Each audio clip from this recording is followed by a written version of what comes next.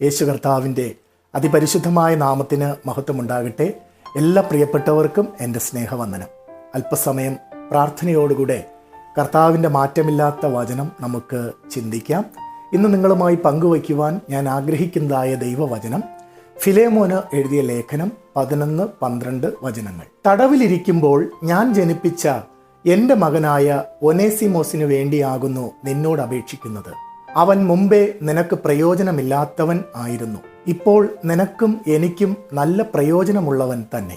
എനിക്ക് പ്രാണപ്രിയനായ അവനെ ഞാൻ മടക്കി അയച്ചിരിക്കുന്നു. സാധനങ്ങൾ വാങ്ങുവാൻ ദൂരെയുള്ള പട്ടണത്തിലേക്ക് പോയ ഒരു വ്യാപാരി ഒരു സത്രത്തിൽ വച്ച് മറ്റൊരു യാത്രക്കാരനുമായി പരിചയപ്പെട്ടു.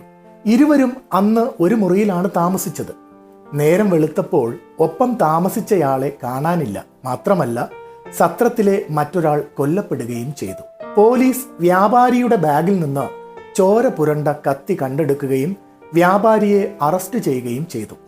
തെളിവുകൾ അയാൾക്ക് എതിരായിരുന്നതിനാൽ നിരപരാധിയായിരുന്നിട്ടും 25 വർഷത്തെ തടവ് ശിക്ഷയ്ക്ക് കോടതി അദ്ദേഹത്തെ വിധിച്ചു. ഈ കാലയളവിനിടയിൽ ഭാര്യ ഉൾപ്പെടെ പലരും മരിച്ചതായി വ്യാപാരി അറിഞ്ഞു. മോചിക്കപ്പെടുവാൻ ഏതാനും ദിവസങ്ങൾ മാത്രം ബാക്കിയുള്ളപ്പോഴാണ് മറ്റൊരു കുറ്റവാളി തടവുകാരനായി ആ ജയിലിൽ എത്തുന്നത്. വർഷങ്ങൾക്ക് മുമ്പ് ആ സത്രത്തിൽ ഒരു മുറിയിൽ താമസിച്ച പഴയ യാത്രക്കാരനായിരുന്നു അദ്ദേഹം. അയാളായിരുന്നു അന്ന് ഒരാളെ കൊന്നിട്ട് രക്ഷപ്പെടുവാൻ വേണ്ടി കത്തി വ്യാപാരിയുടെ ബാഗിൽ ഒളിപ്പിച്ചു വച്ചത്. നിരപരാധിയായ വ്യാപാരിയെ രക്ഷിക്കുവാനായി അയാൾ കുറ്റം ജയിൽ അധികൃതരോട് ഏറ്റുപറഞ്ഞു. വ്യാപാരിയെ വിട്ടയക്കുവാനുള്ള ഉത്തരവുമായി അധികാരികൾ എത്തിയപ്പോഴേക്കും വ്യാപാരി മരിച്ചു കഴിഞ്ഞിരുന്നു. സത്യം പുറത്തു വന്നപ്പോഴേക്കും വ്യാപാരിയുടെ ജീവിതം അവസാനിച്ചിരുന്നു. ഗോഡ് സീസ് ദ ട്രൂത്ത് ബട്ട് വെയ്റ്റ്സ് എന്ന പേരിൽ വിശ്വപ്രസിദ്ധ സാഹിത്യകാരനായ ലിയോ ടോൾസ്റ്റോയി രചിച്ച പ്രശസ്തമായ കഥയുടെ സാരാംശമാണിത്. മറ്റുള്ളവർക്ക് വേണ്ടി കുറ്റം സ്വയം ഏറ്റെടുത്ത് ക്രൂശിൽ മരിച്ചവനായ കർത്താവായ യേശുക്രിസ്തുവിൻ്റെ ഒരു പ്രതീകമായിട്ടാണ് ടോൾസ്റ്റോയി ഐവാൻ എന്ന കഥാപാത്രത്തെ ഈ കഥയിൽ ചിത്രീകരിച്ചിരിക്കുന്നത്.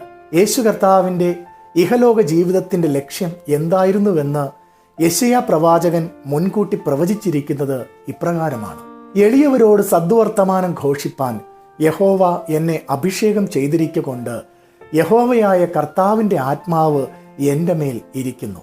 ഹൃദയം തകർന്നവരെ മുറികെട്ടുവാനും തടവുകാർക്ക് വിടുതലും ബദ്ധന്മാർക്ക് സ്വാതന്ത്ര്യവും അറിയിപ്പാനും യഹോവയുടെ പ്രസാദ വർഷവും നമ്മുടെ ദൈവത്തിൻ്റെ പ്രതികാര ദിവസവും പ്രസിദ്ധമാക്കുവാനും ദുഃഖിതന്മാരെയൊക്കെയും ആശ്വസിപ്പിപ്പാനും സിയോനിലെ ദുഃഖിതന്മാർക്ക് വെണ്ണീറിന് പകരം അലങ്കാരമാലയും ദുഃഖത്തിന് പകരം ആനന്ദ തൈലവും വിഷണ്ണ മനസ്സിന് പകരം സ്തുതി എന്ന മേലാടയും കൊടുപ്പാനും അവൻ എന്നെ അയച്ചിരിക്കുന്നു. അവൻ മഹത്വീകരിക്കപ്പെടേണ്ടതിന് അവർക്ക് നീതിവൃക്ഷങ്ങൾ എന്നും യഹോവയുടെ നടുതല എന്നും പേരാകും. യെശയ്യാ പ്രവാചന പുസ്തകം 61 അധ്യായം 1 മുതൽ 3 വരെയുള്ളതായ വചനങ്ങൾ വായിക്കുമ്പോൾ നമുക്കിത് കാണുവാൻ കഴിയും. ജയിലിൽ കിടക്കുന്നവരെ സ്മരിക്കുന്നവരും അവർ അനുഭവിക്കുന്ന ദുരിതങ്ങളിൽ സഹതപിക്കുന്നവരും സമൂഹത്തിൽ ഏറെയില്ല. സമൂഹ മനസാക്ഷിയിൽ വിസ്മരിക്കപ്പെട്ടവരാണ് അവർ ഓരോരുത്തരും.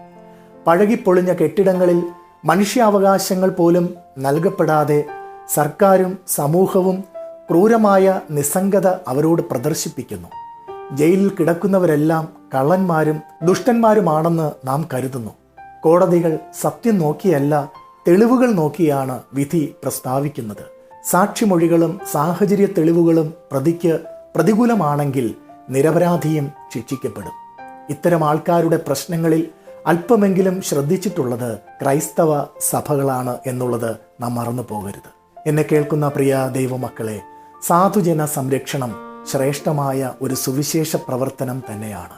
നമ്മുടെ സമൂഹത്തിൽ ഒറ്റപ്പെട്ടവരായും ആരും തന്നെ സഹായത്തിനില്ലാതെയും ഒരു നേരം ഭക്ഷണം കഴിക്കുവാനില്ലാതെയും നീതിന്യായങ്ങൾ ലഭിക്കാതെയും വളരെ അവശരായി തളർന്ന അവസ്ഥയിൽ ജീവിക്കുന്ന എത്രയോ പേരാണ് നമുക്ക് ചുറ്റിലുമുള്ളത്. നമ്മൾ ഓരോരുത്തരും അവർക്ക് വേണ്ടി എന്തെങ്കിലുമൊക്കെ നമ്മുടെ ജീവിതത്തിൽ ചെയ്യുവാനായിട്ട് സാധിക്കട്ടെ. യേശു കർത്താവിൻ്റെ പ്രേക്ഷിത പ്രവർത്തനങ്ങൾ നമ്മൾ പരിശോധിക്കുമ്പോൾ ആരും തന്നെ ആശ്രയമില്ലാത്തവർക്ക്, ആരും തന്നെ സഹായത്തിനില്ലാത്തവർക്ക്, കുടുംബത്തിൽ ഒറ്റപ്പെട്ടവർക്ക്, സമൂഹത്തിൽ ഒറ്റപ്പെട്ടവർക്ക്, കർത്താവ് എന്നും തുണയായിരുന്നു. അവരോടൊപ്പം എപ്പോഴും സഹവസിക്കുവാനും അവരെ സഹായിക്കുവാനും അവർക്ക് വേണ്ടത് കൊടുക്കുവാനും യേശു കർത്താവ് മനസ്സുള്ളവനായിരുന്നു. ആ കർത്താവിനെ അനുഗമിക്കുന്ന കർത്താവിൻ്റെ മക്കളാകുന്ന നമുക്കും മറ്റുള്ളവരെ സഹായിക്കുവാനും മറ്റുള്ളവരുടെ വിഷമഘട്ടങ്ങളിൽ അവരോട് കൂടെ ഇരുന്ന് ഒരു കൈ കൊടുത്ത് അവരെ താങ്ങി നിർത്തുവാനും ഈ നാളിൽ കർത്താവ് നമുക്കേവർക്കും കൃപ നൽകട്ടെ. ആമേൻ, ആമേൻ.